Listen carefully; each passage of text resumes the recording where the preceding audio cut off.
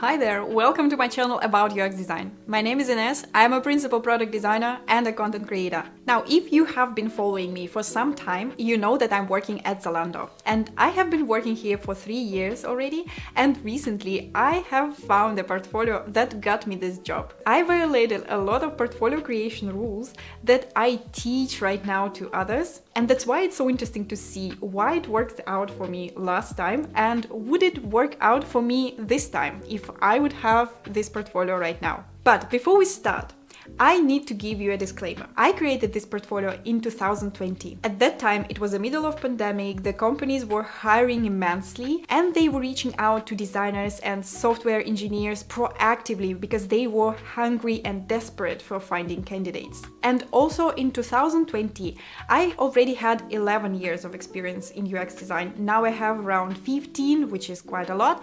But at that time, I did not teach how to create portfolios. Frankly, I did not think about that a lot. I was teaching UX design here and there as a guest speaker on a conference, on a podcast, but I never formulated what a good portfolio is about. I never analyzed the portfolios of other UX designers, for example. That's why I was creating it out of my gut feeling. But nevertheless, I think it's going to be interesting for every one of you, for seasoned designers and for junior designers alike, because I will be explaining there a lot of things that I have learned while hiring for Zalando in the recent 3 years. So let's go. So here is my portfolio. You can see it is organized as slides, more or less, and there is a good reason for that. The thing is that I'm using here a platform called ReadyMag. And I love ReadyMag. I have created a lot of portfolios there, not only this version, but previous versions as well. And it's pretty stylish right now. So you can see it is very intuitive. This is basically the interface that we have here, so not much more. That's why it's very easy to create anything there. But the downside and the reason why I'm not recommending it to other designers anymore is that it is very manual. This service is created for publishing digital magazines in comparison to other platforms like Framer or Webflow. They don't even have components here. So any change that you have to do this manually on each and every page, which I find really daunting right now. But at that time in 2024, that was the best platform I knew. Now, what do I have here? I have 8 case studies, or I would even say projects, because you see, my case studies, they are not organized as typical case studies as we know it right now. You see, I have very little text here, and I'm not explaining anywhere what this project is about, what was the team, what is my process.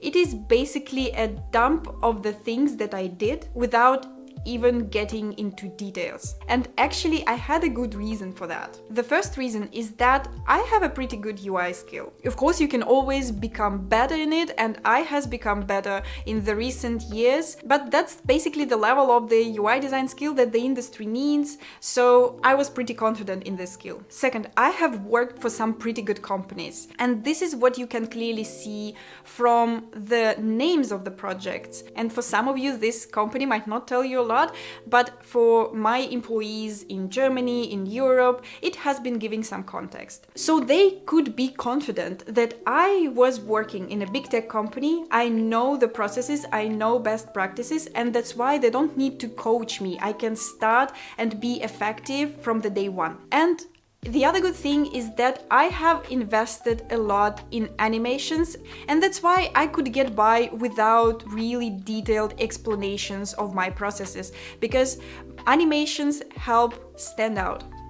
And it was true 4 years ago, and it is true right now, especially right now, I would say, because in the recent 4 years, web has become way less static. So that's why I animated everything that I could, and this really looks well in my opinion. Even right now, it checks out. Yeah, I would definitely want to talk with a person with a portfolio of this level. By the way, if you like this video so far, give me a thumbs up or hit the subscribe button down below. It's important for me and for YouTube algorithms. And we are moving on. Now, those 3 things that helped me to get a job at Zalando with a portfolio like that is good UI, some animations to impress recruiters, and also some good company names in my CV. It's all very good. It will stay today as well, but the portfolio like that might not work for me or for a candidate with a similar background right now, because the situation has changed. And you know this perfectly well. Unfortunately, there is a crisis right now. Companies don't do a lot of hiring and we have less opportunities to get a good UX design job. That's why I would give myself few pieces of advice right now if I were applying for a job in 2024 with the portfolio like that. First piece of advice is to invest in animations even more. You see, I have some static layers here, and I would probably make sure that everything that I show here is animated, everything is moving, because it would do even a better impression on recruiters and hiring managers and would allow me to stand out even more.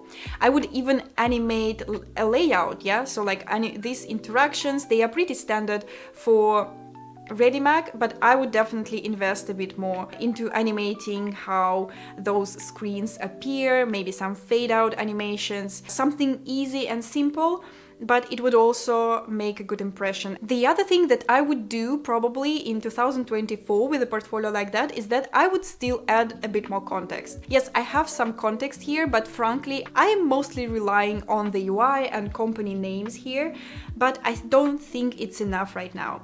I think a lot of people with the same background as I have are applying for a job right now. That's why if I have some context, that would make it easier for hiring managers and recruiters to understand my background, to relate to it, and to see if my background matches what they have. Probably I would not go very much in detail because still if I have those good company names in my CVs, then recruiters and hiring managers, they understand that I know best practices when it comes to the design process. But I would still explain what was my role there, what was the team size, what impact did I bring, so to make it just a more interesting read. The other thing that I would definitely do is that I would break few big case studies on some smaller case studies, because this case study here, it's basically a dump of everything that I did during 2 years while I was working as an individual contributor in this company. And here you can see I did some work for the design library. I also launched a mobile application. I did also some general UI improvements and cleanups. Those things would be better to describe separately, because this will allow recruiters and hiring managers to see the scale of the work, the size of impact that I had in this company.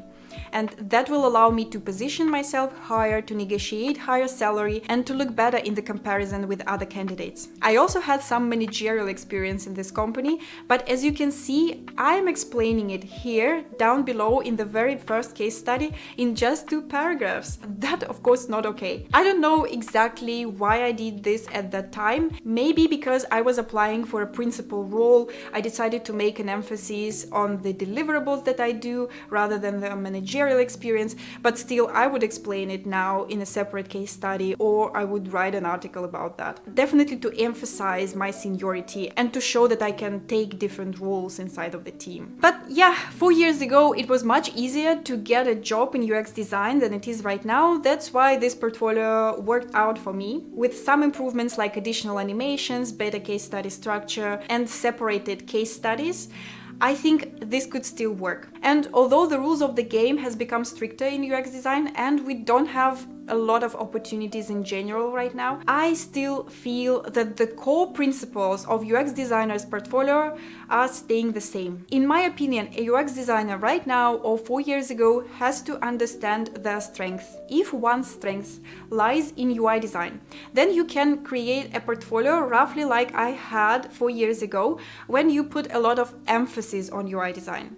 Right now, I would not do a portfolio like that because I have reskilled myself to be more of a UX designer. That's why I would put more emphasis And I would explain more what I did when it comes to research and discovery and all those earlier stages of the double diamond. Because, hey, I did some research on those projects, but I just do not explain that in my portfolio. This is what I would definitely change. And what's important to understand, in my opinion, at all times in UX design is that what you have in your portfolio equals the job that you receive. Recruiters and clients especially, they just want to hire people with the same or similar background because they are not trained to see how the design process can be applied from one industry or from one project type to other industries and other project types. Hiring managers could do way better with this, but you first need to bypass recruiters. That's why the more emphasis you put on things that you're good at and you want to do,